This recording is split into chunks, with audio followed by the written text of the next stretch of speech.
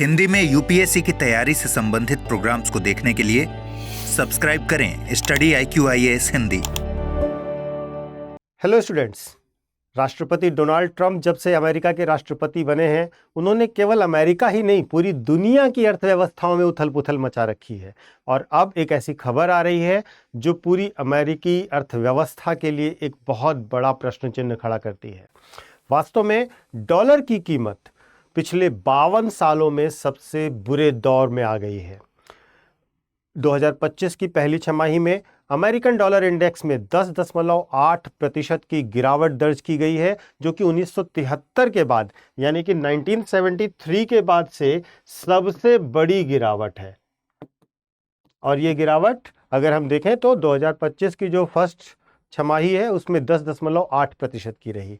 तो मुद्दा ये है कि ये जो डॉलर में गिरावट हो रही है वो क्यों हो रही है, और इस गिरावट के साथ साथ ही इसका भारतीय अर्थव्यवस्था के लिए फायदा होगा, नुकसान होगा, ये आपदा है या अवसर है।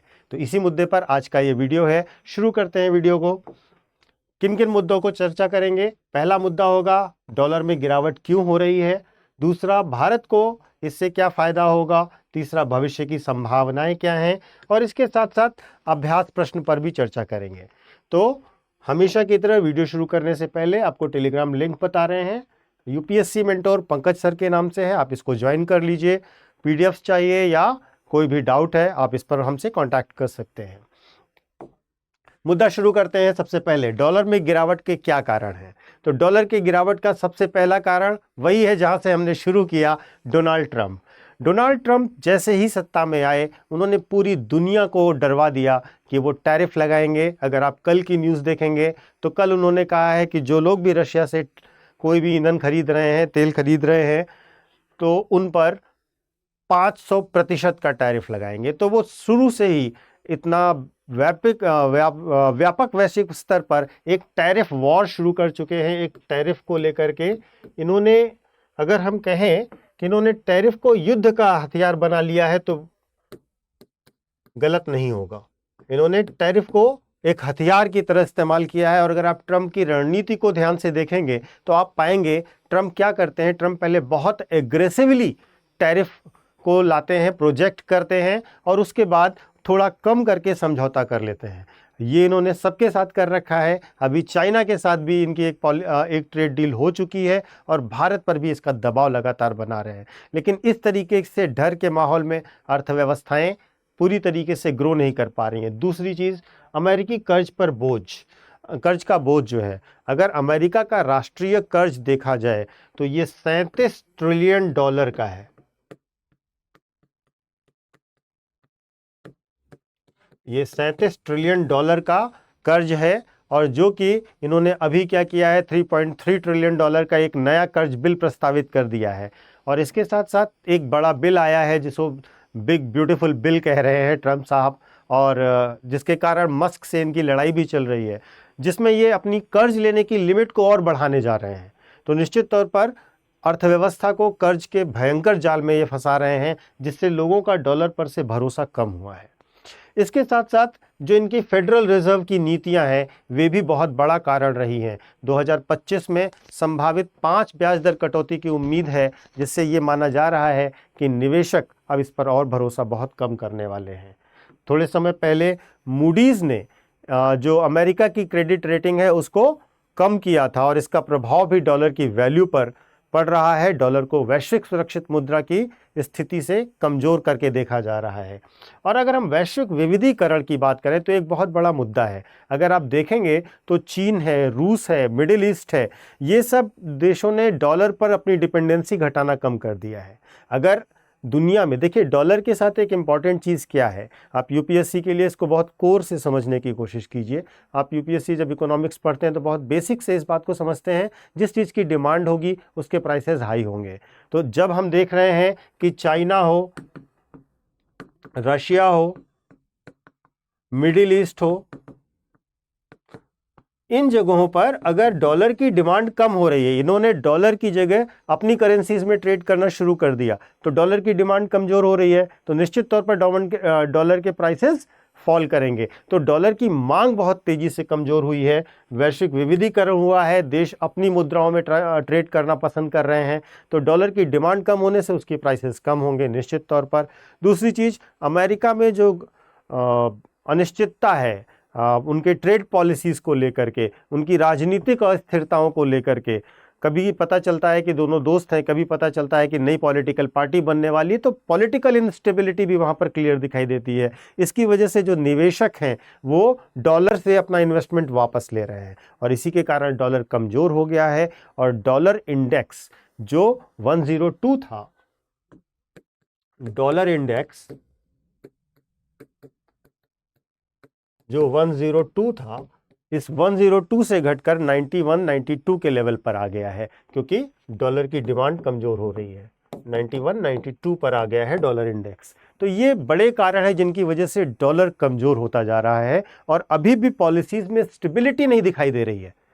अभी भी बहुत सारे दुनिया के देश जो अमेरिका के साथ ट्रेड कर रहे थे उनमें इंस्टेबिलिटी है और लोग, अब अगर आप देखें तो यूरोपियन मार्केट और भारत बड़ी ट्रेड डील कर रहा है ब्रिटेन के साथ, तो आप समझिए कि यूरोप अब इंडिया की तरफ देख रहा है। तो ये चीज़ें डॉलर के लिए और अमेरिकी इकोनॉमी के लिए एक बड़ी समस्या है।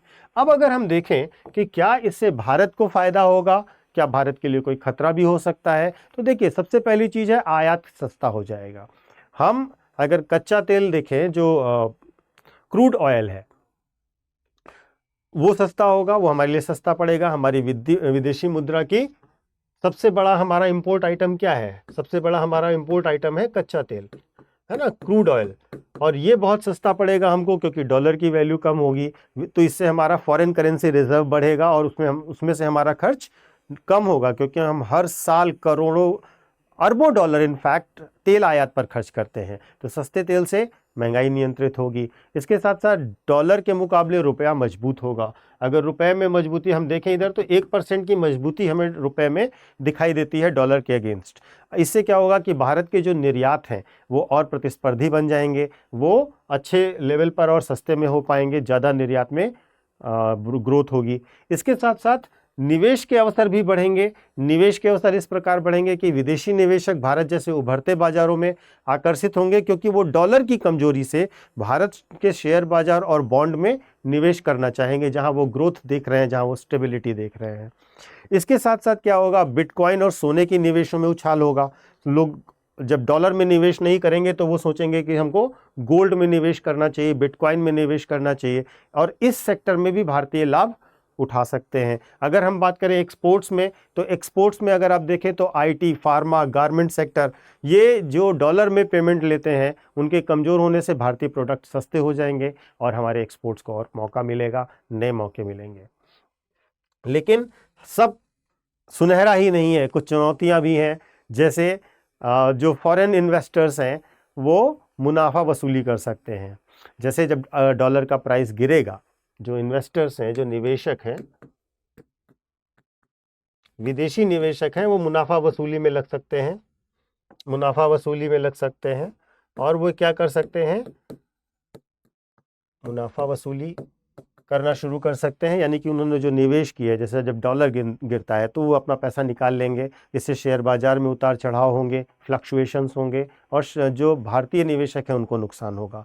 आयात महंगे हो जाएंगे, अगर रुपया भी कमज़ोर हो गया तो आयात और भी महंगे हो सकते हैं, जैसे electronic items, machinery, raw material आदि।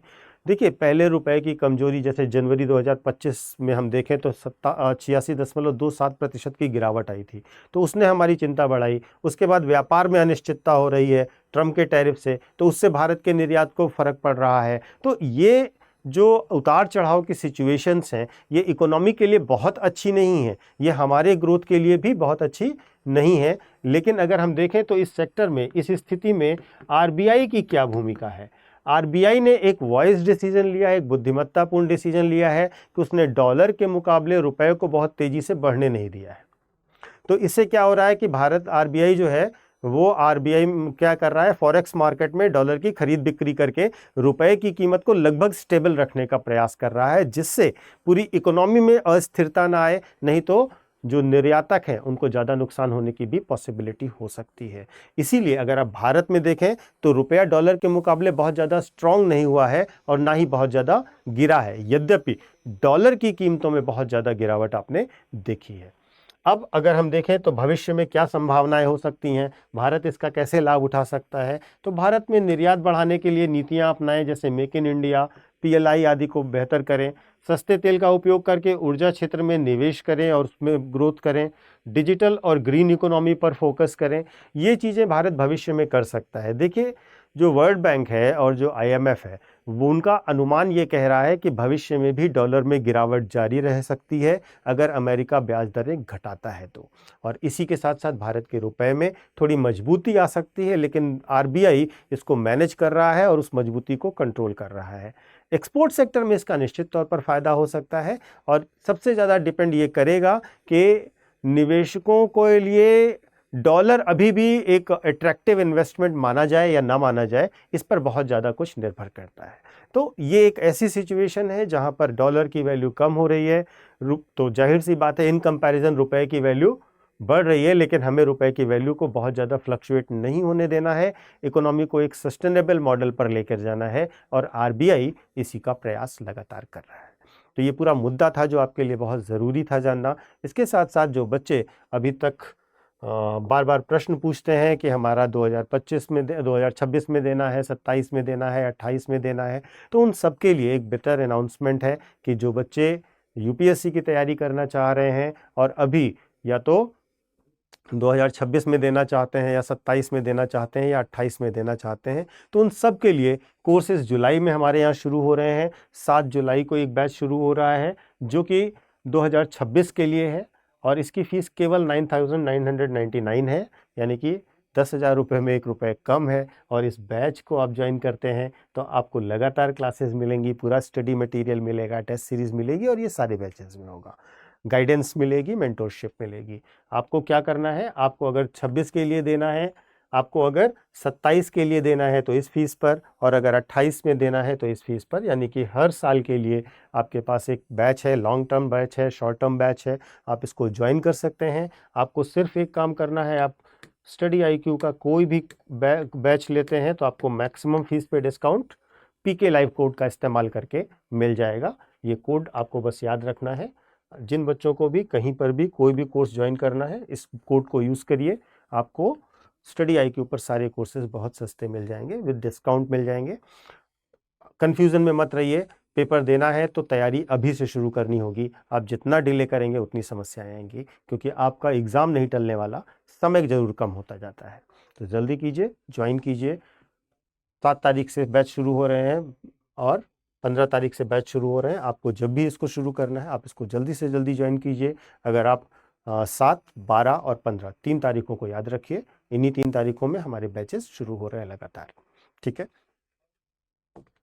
इसके बाद अभ्यास प्रश्न पर चलते हैं, और अभ्यास प्रश्न क्या है, अमेरिकी डॉलर में हाल में भारी गिरावट दर्ज की गई है। इस संदर्भ में निम्नलिखित में से कौन सा कथन भारत के लिए इसके संभावित आर्थिक लाभ के बारे में सही है।